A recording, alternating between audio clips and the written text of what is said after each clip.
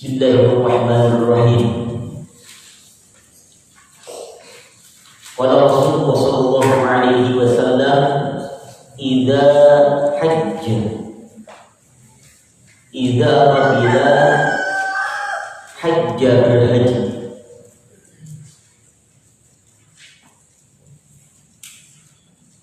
Hajja berhaji. Siapa ar-rajulu, seorang laki-laki. Ketika disebut ar-rajul tanpa menyebut perempuan, maka ini sudah terwakili dan berarti kewajibannya terhadap laki-laki saja. Ya. Kalau disebut juga ada perempuannya, kadang ada yang bertanya seperti itu.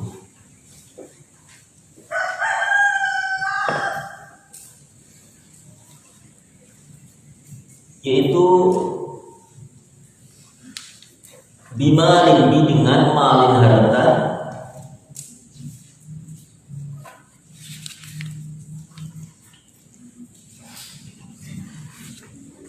harta yang bagaimana? Haram,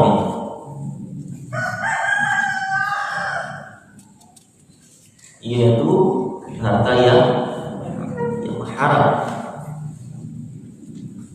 dari mencuri, dari korupsi,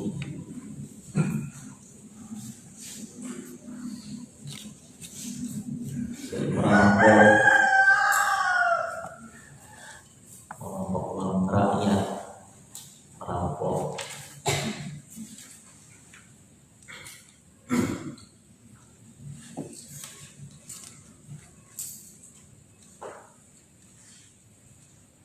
Harta anak yatim, merampok.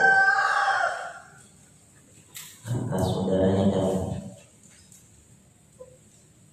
digunakan untuk menunaikan jangankan haji,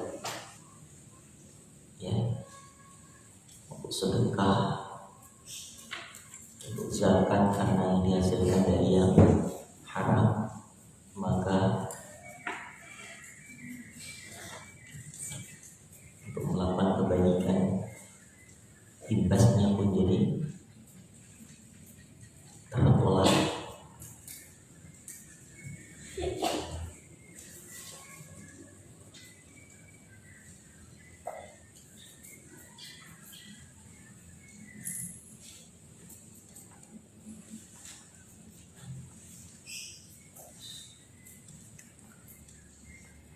Lalu dia mengucapkan faqala, maka qala, dia berkata,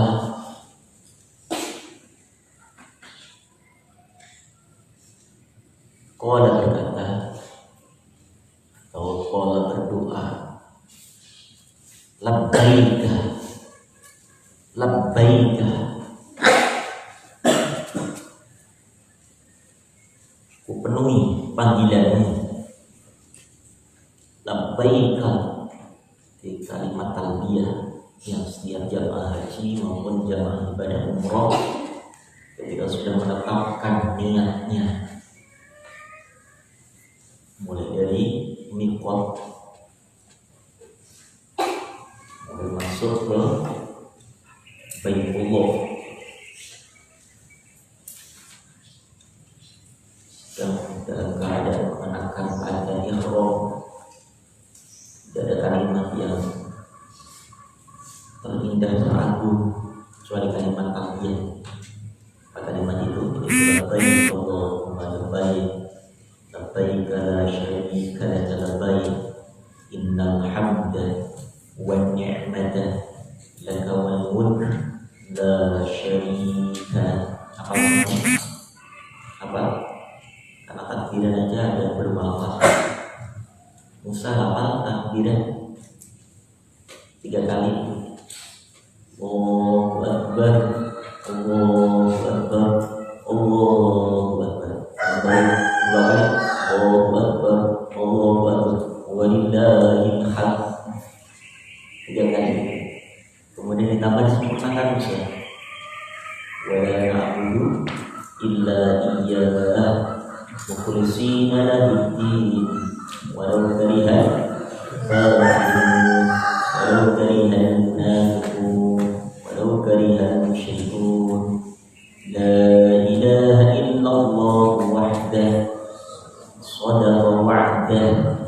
wa nasara 'abdahu wa 'azza jundahu wa hazama al-ahzaba wahdahu la ilaha illallah wallahu akbar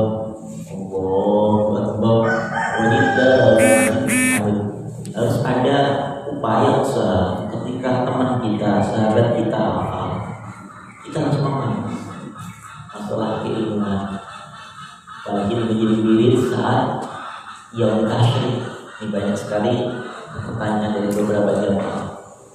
Ustaz, amalan apa yang dilakukan di yaum tasyrik itu? Di antaranya disunahkan, dianjurkan setelah sholat 5 waktu tetap kita disunnahkan untuk membaca takbir zuhur, asar, isya, subuh. Dan ini alhamdulillah anak yang biasa puasa Senin dan Khamis hari ini alhamdulillah nggak puasa pun mendapatkan pahala. Kenapa? Karena setiap Senin kita biasa puasa. Kok hari ini belum, bahkan haram untuk melakukan puasa, maka tidak puasanya kita pun mendapatkan pahala puasa. Bagi yang biasa Senin puasa. Kalau bagi yang nggak puasa Senin, ya hari ini nggak dapat pahala. Itulah enaknya, nikmatnya bagi mereka ketika saat sehatnya melakukan kebaikan, saat sakitnya pun ditulis oleh Allah kebaikan. Itu yang seperti dilakukan saat sehatnya. Seperti itu ketika puasa Senin dan Khamis ternyata nggak bisa karena sakit, karena udzur syar'i, bahkan karena memang masih ditetapkan oleh Allah haram melakukan puasa, maka kita dapat pahala puasa sunnah. Ya. Itu kalimat apa tadi? Kalau kali jangan sampai nunggu ketika nanti kalau mau umroh saja nih, kalau mau saja haji saja nih. Kita sebagai calon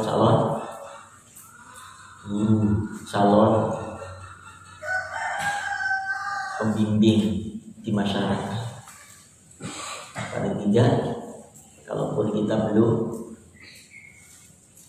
berhaji, berumroh, ya kalimat-kalimat untuk persiapan haji umroh kita bisa. Jangan sampai kemudian nunggu ada orang mati baru kita ngafalin berapa takbir ya, bacaannya apa ya. Nah, kita persiapkan segala sesuatu itu akan terjadi kepada kita. Lagi sudah bermasyarakat, tahunya masyarakat kalau kita sudah pulang dari pesantren itu tahu segala-galanya. Imamin sholat mayit siang, karena ada yang imamin sholat mayit pakai ruku, coba bawa sajadah ya. Nah, alhamdulillah itu aku yakin pasti tidak dari alumni pesantren. Kalau dari pesantren insya Allah tidak akan terjadi ya. Nah, ini pesan ambil jauh ketika orang lain bisa melakukan, bisa wirid dengan takbir secara sempurna, buka kitabnya kan semuanya ada panduannya. Sekarang tinggal kemauan kita saja. Kok teman saya bisa ngembalikan takbiran dengan sempurna seperti itu? Kalau nggak bisa, nggak dapat bukunya, minta. Jangan segan-segan, jangan sungkan-sungkan, jangan merasa malu untuk bertanya. Ustaz, tolong dong tuliskan itu takbir yang sempurna. Kok saya hafalan cuma sampai Allahu Akbar, Allahu Akbar, Allahu Akbar, La ilaha illallah, Allahu Akbar, Allahu Akbar, walillahil hamd. Kok cuma sampai saya di situ saja? Nah, minta tolong. Sehingga kita minder jadi imam, biasanya siap jadi imam.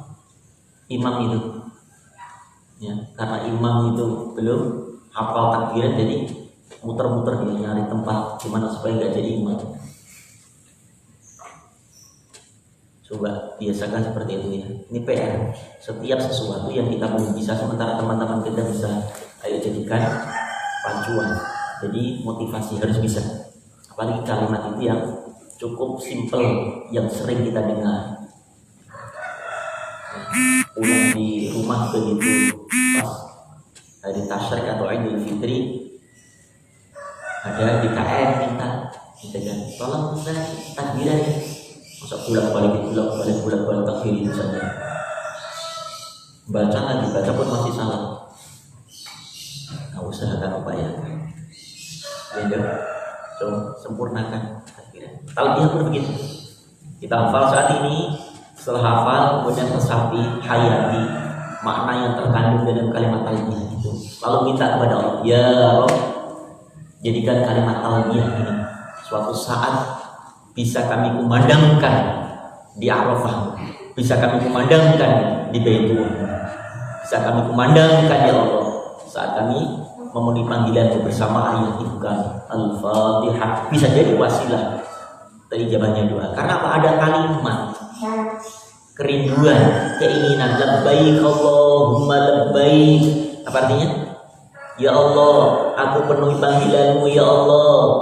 Labbaik la syarika laka labbaik. Tidak ada sekutu bagimu. Labbaik. Kami penuhi panggilanmu ya Rabb. Innal hamda. Sungguhnya pujian, sanjungan, wan ni'mata dan kenikmatan. Laka wal mulk. Kekuasaan, kerajaan, laka hanya untukmu, bagimu, semua darimu ya Allah. Kenikmatan hamba bisa datang, hamba bisa memenuhi panggilan, bisa sampai duduk bersih di Baitullah, semua karena nikmatmu ya Allah. Laka wal mulk la syarika lah. Pendek simple. Ayo coba sama-sama mulai. Labbaik Allahumma labbaik la syarika labbaik innal hamda wan ni'mata laka wal mulk la syarika. Apa namanya? Kalimat apa? Talbiyah. Nah, ini ada seorang laki-laki, idza hajja ar-rajul bi malin haramin faqala, mengucapkan seperti itu, kalimatnya sama. Labbaik Allahumma labbaik, tapi apa? Faqala, qala, maka menjawab lahu kepadanya. Siapa yang menjawab? Azza wa Jalla, Allah Subhanahu wa taala, Azza wa Jalla. Azza maha mulia wa jalla dan maha agung Allah. La-nya panjang. La, tidak labaikan, ya kan? Adanya albaik.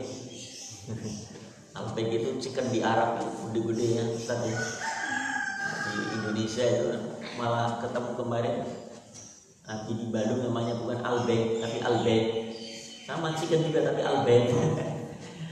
Pinter juga tapi desain tulisannya seperti albaik. Dari kejauhan kok ada albaik, deketin oh albaik. Ya Allah ya Allah. Ada juga di beberapa tempat aku tidak sebesar ya chicken di Mekah, di Madinah, di Jeddah gitu. Ya nggak usah pakai nasi udah kenyang. Albaik. Ada yang jamaah di sini juga dipesenin.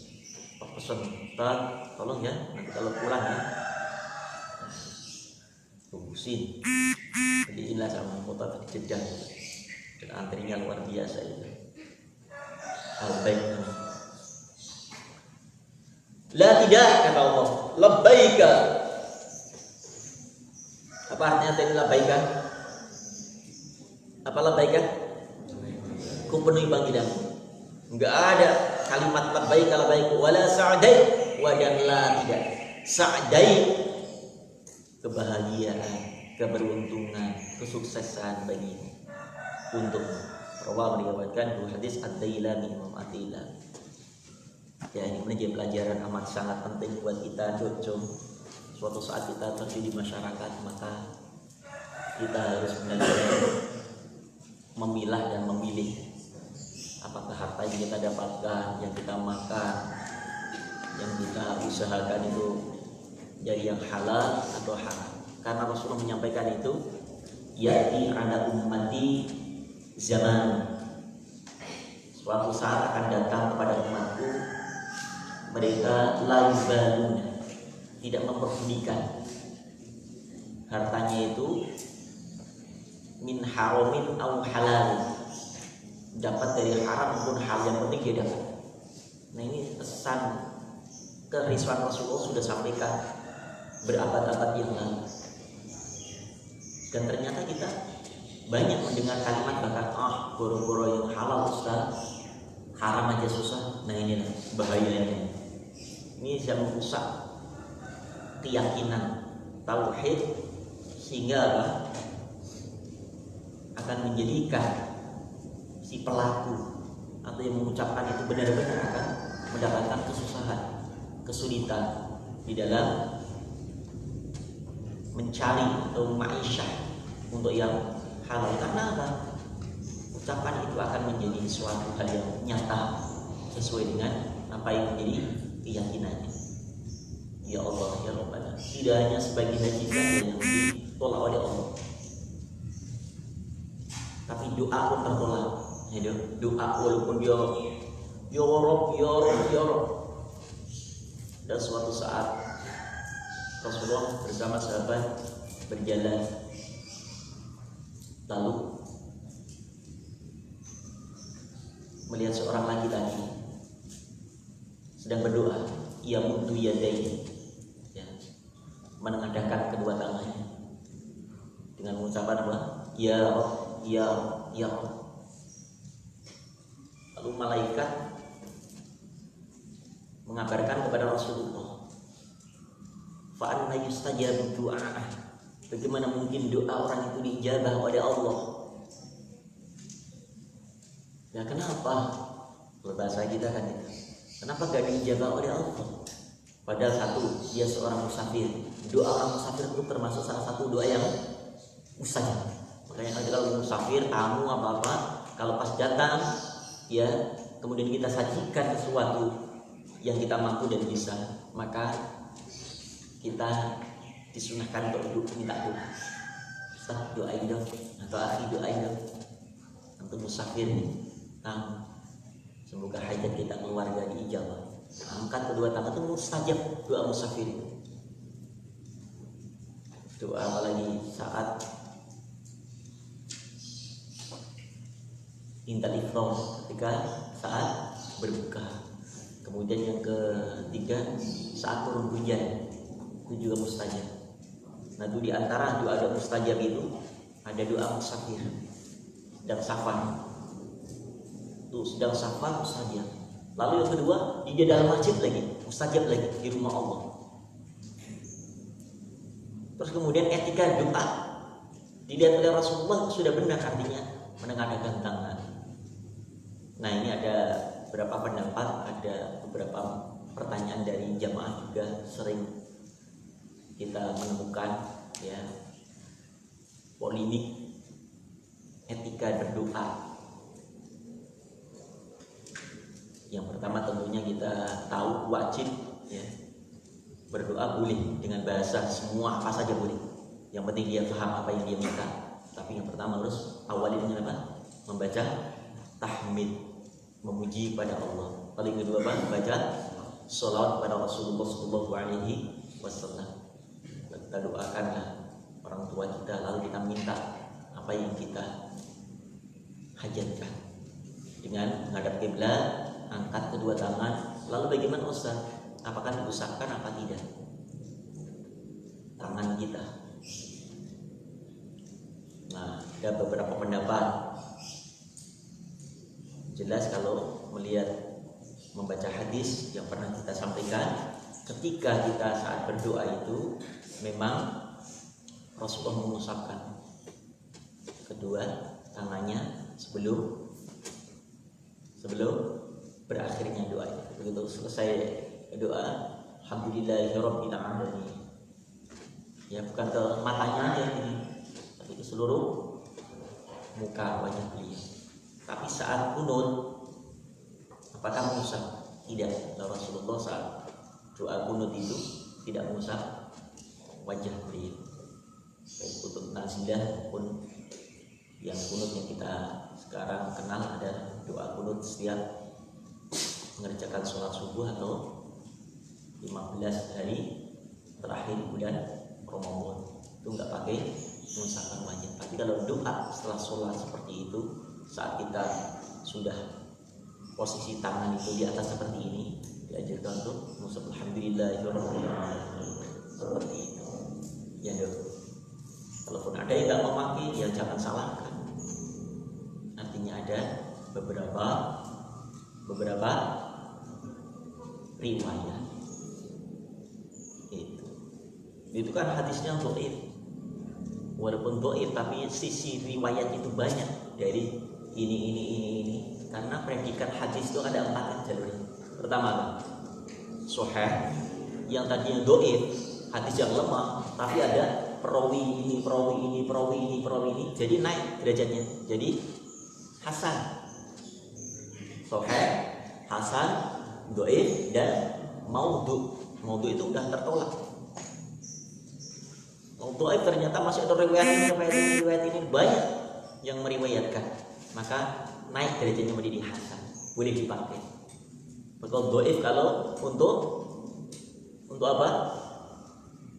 Untuk keutamaan amaliyah itu bisa dipakai. Tapi kalau mau untuk palsu, jangan sampai kita berani untuk menyampaikan hadis itu kalau nggak ingin dicampakkan dalam jurang api neraka. Karena banyak saat ada kasus-kasus tertentu itu ada orang-orang munafik menyampaikan hadis ini Israiliyat, sehingga keluarlah hadis itu.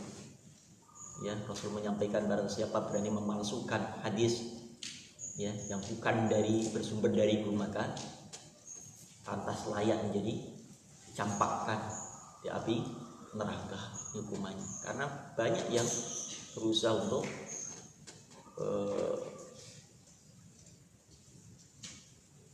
menyampaikan itu satu hadis padahal tidak ada riwayatnya dari siapapun gitu ya. Makanya hati-hati sumbernya hadis itu, riwayatnya siapa. Kemudian kalau kita belajar takhrijul hadis itu memang benar dari siapa perawinya, itu memudahkan untuk mencari kesahihan hadis. Baik, lalu kembali kepada laki-laki yang berdoa tadi. Lalu dijawab oleh malaikat Jibril, kenapa sampai tidak diijabah doanya? Apa jawabannya? Amahu haram, mat'amahu haram, mashrabahu haram, wa malbasahu haram. Karena pakaian yang dikenakan itu pakaian dari hasil duit haram. Makanan yang dimakan itu ya Rasulullah itu pun haram. Pakaiannya haram, makanannya haram. Apalagi mat'amahu haramun, mashrabahu, minuman yang ditukupinya haram. Fa anna yustajabu du'a'ah, bagaimana mungkin Allah ijabah doa orang itu? Nih, ternyata tidak hanya ketika saat dia menunaikan ibadah haji, walaupun toh memang sampai di sana pakai pakaian yang mungkin lebih mewah daripada yang lainnya, pesawatnya pun VIP, yang padahal yang lainnya ekonomi, tapi ternyata tidak mendapatkan sambutan dari Allah, malah cacian makian buat mereka yang menunaikan ibadah haji dengan memakai harta haram. Ini selalu ya disampaikan saat manasik. Ya, luruskan niat, kemudian bapak ibu yang belum menunaikan ibadah zakatnya bersihkan dulu.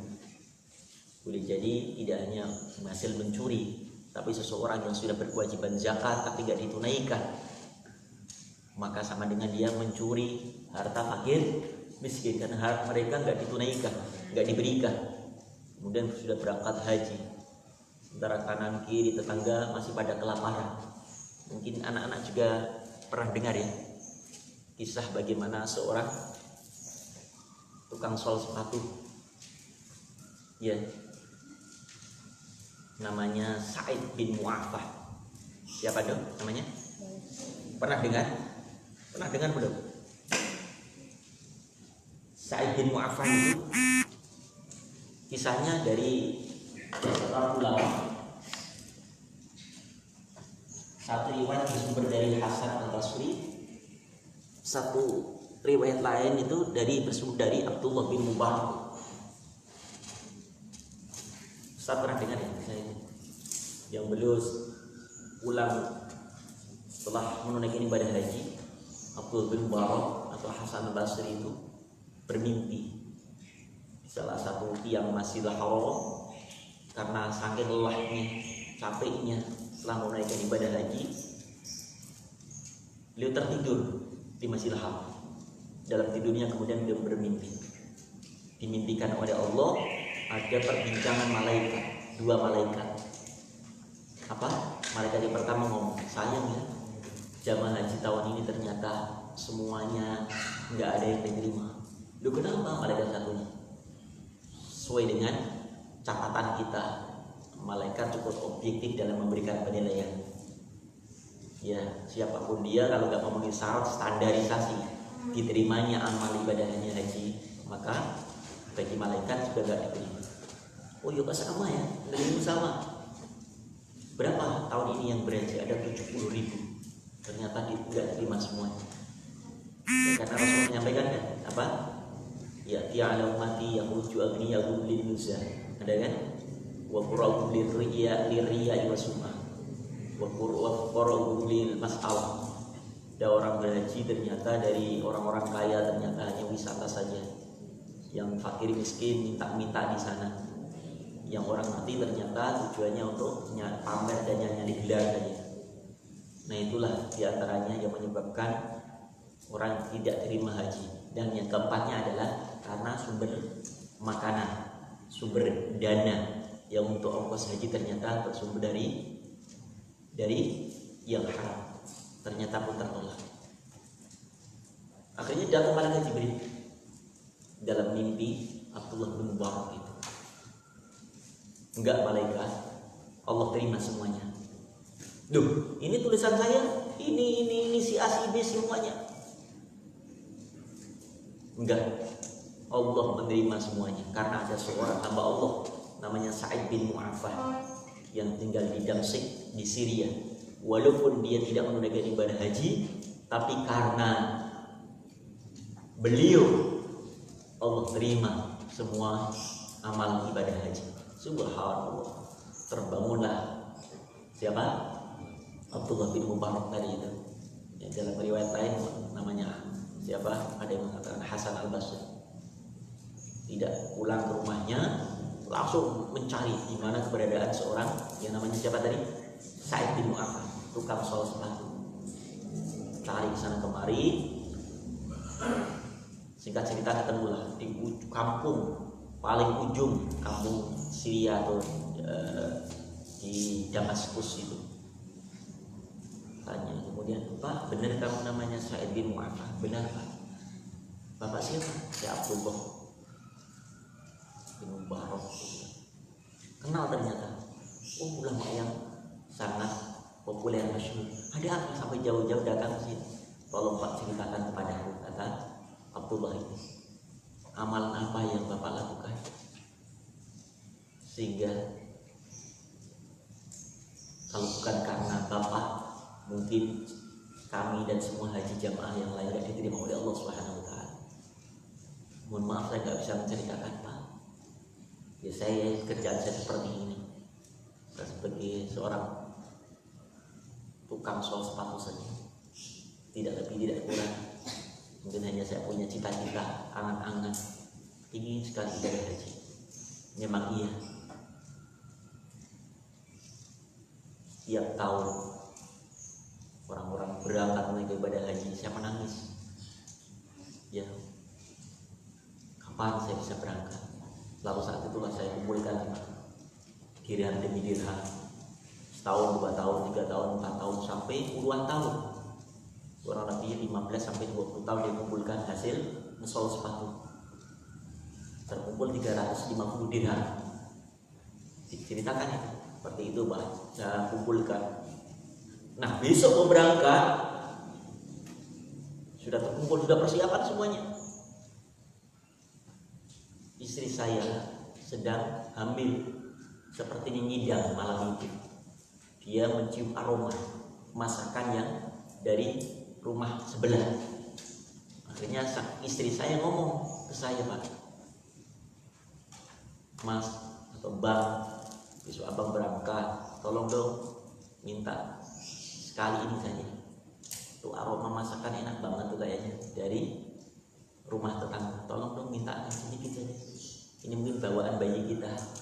Nah ya, biasanya begitu dok. Nanti kalau kedua-kedua hamil, ya ada kalanya seperti itu.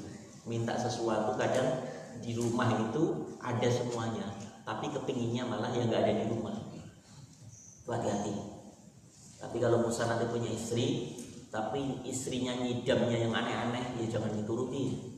Contoh misalnya Bang Musa, tolong dong, ini kayaknya keinginan bayi kita ya.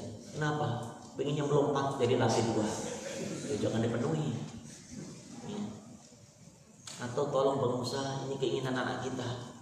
Tolong tuh ada kereta, ya, tolong pegangin ya. Dikejar keretanya itu. Ya Allah ya Rabbana.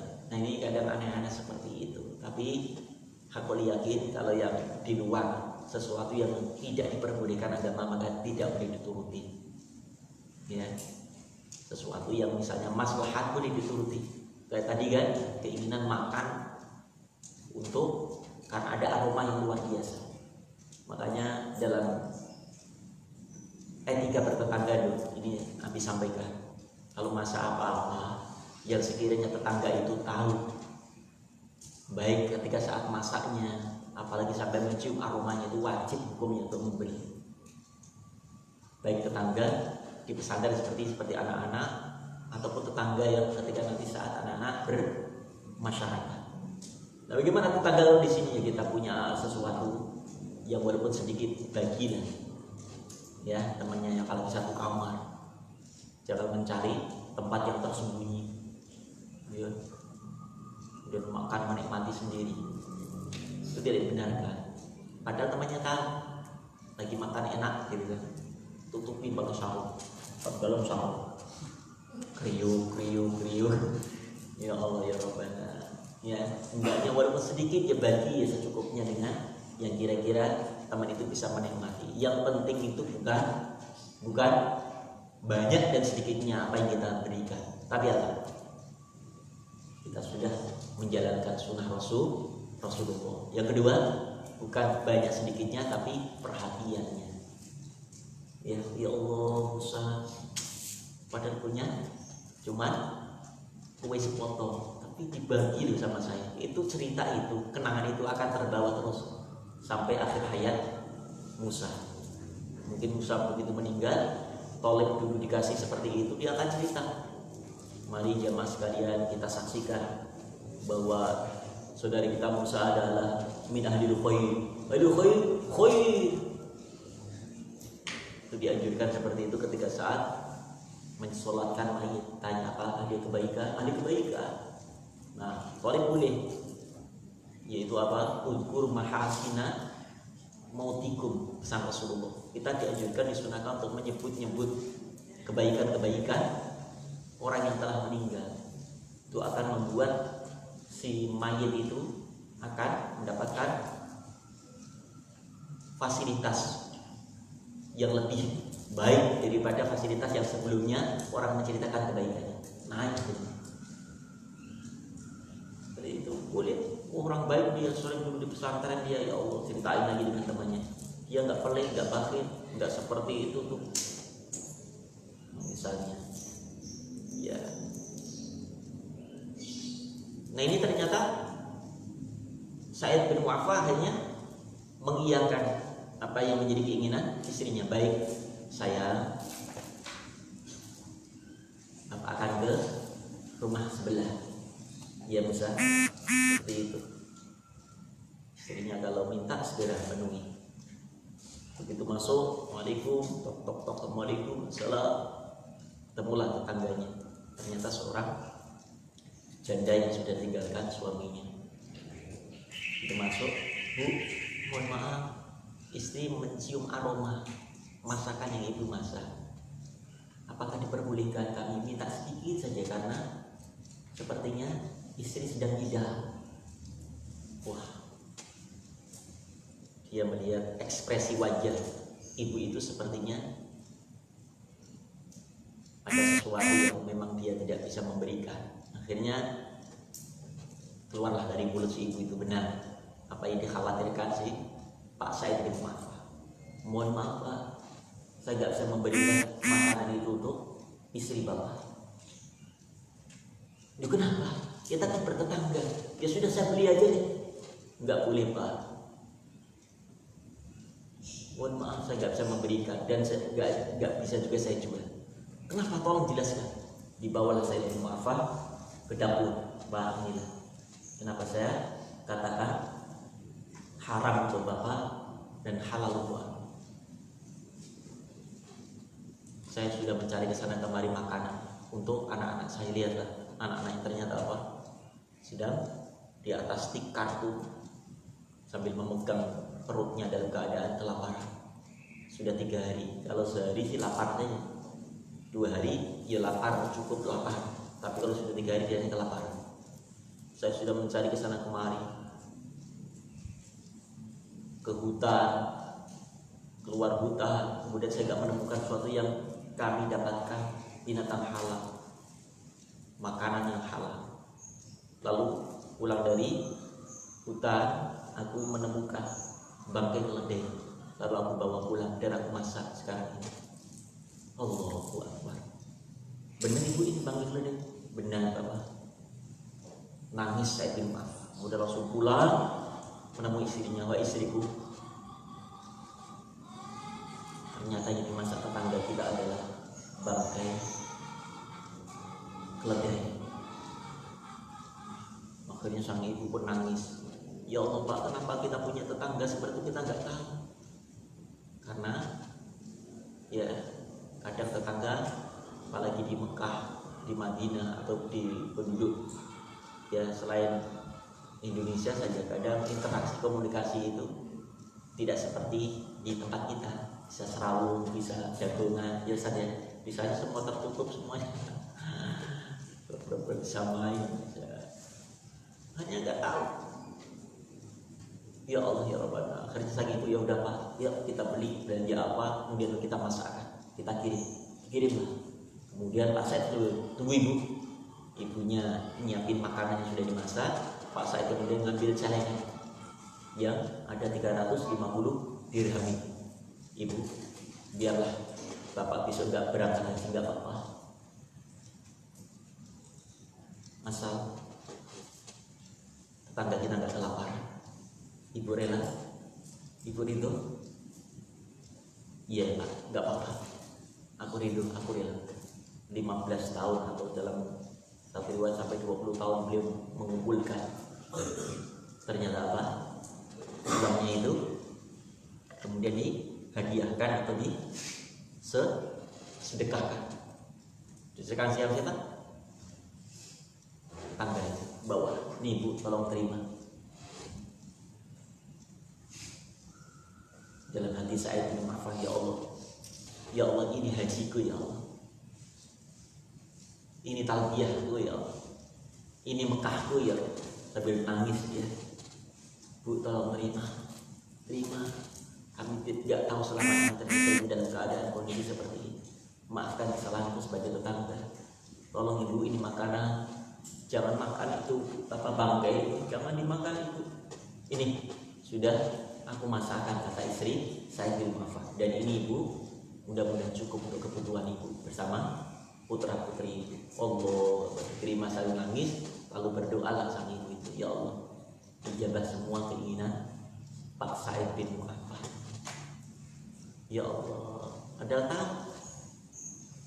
beliau mau berangkat haji. Ya Allah, jadikan ya Allah ini hajinya, jadikan ini adalah panggilanmu ya Allah. Nah, diceritakan oleh siapa tadi?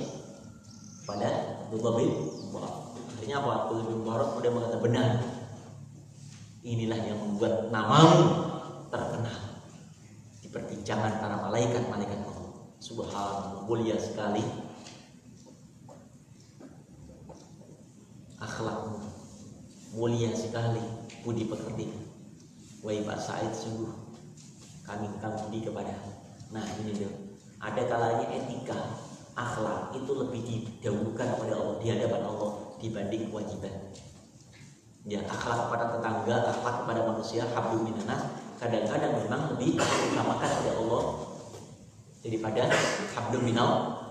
Sampai Allah menjadikan sesuatu itu walaupun gak haji, tapi dia sudah mendapatkan pahala haji. Allahu Akbar.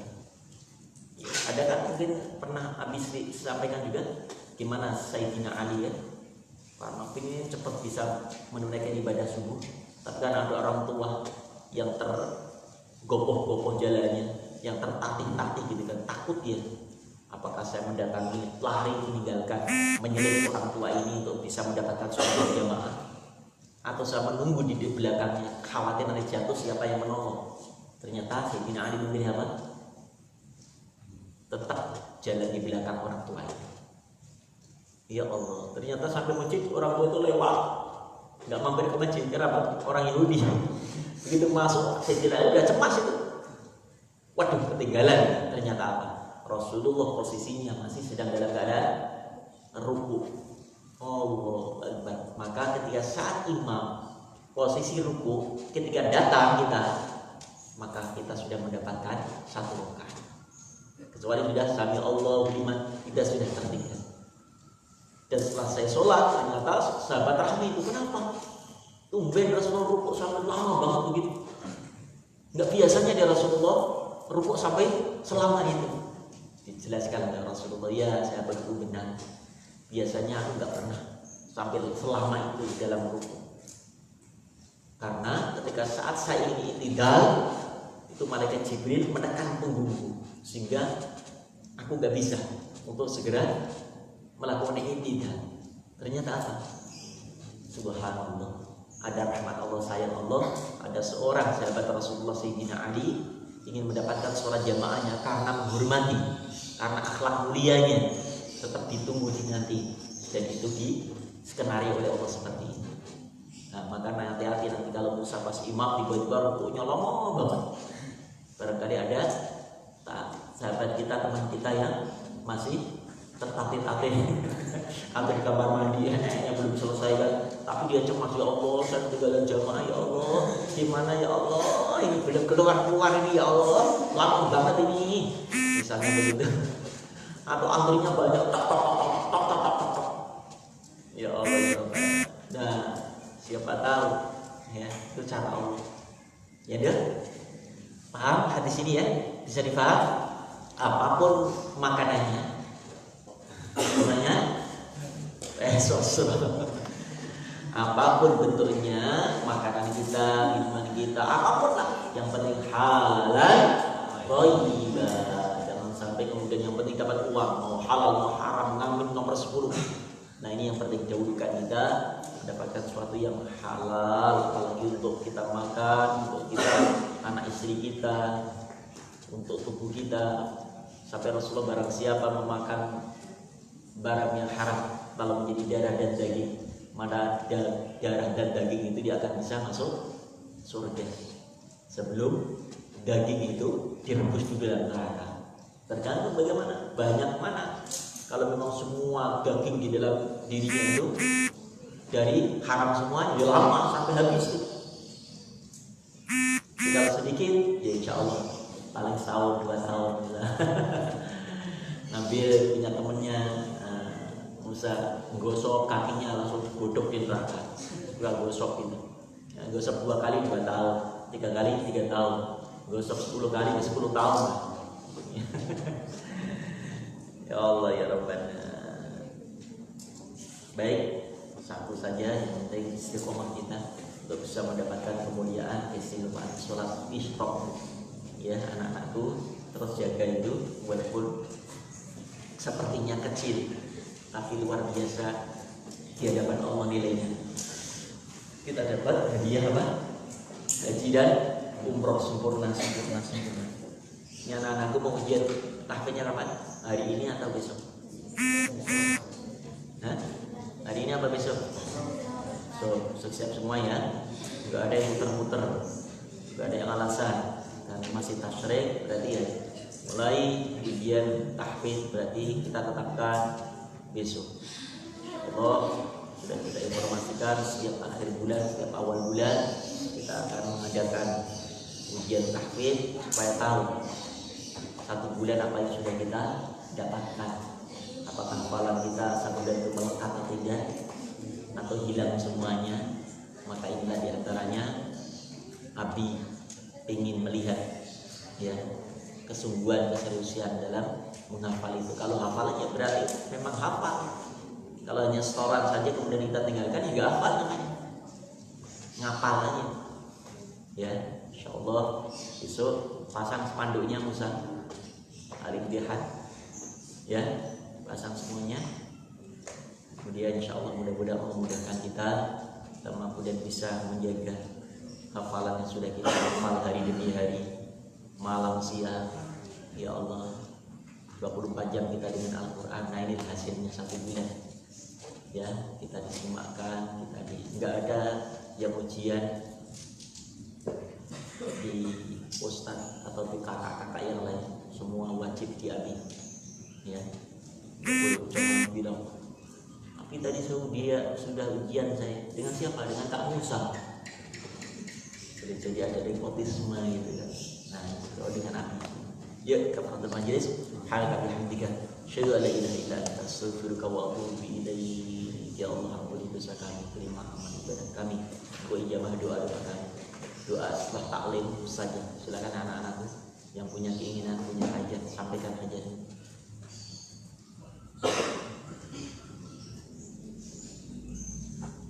Ya Allah,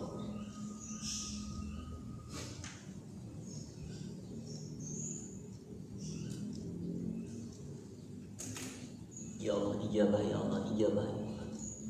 Innaka sami'ud du'a. Rabbana atina fid dunya hasanah fil akhirati hasanah wa qina adzabannar.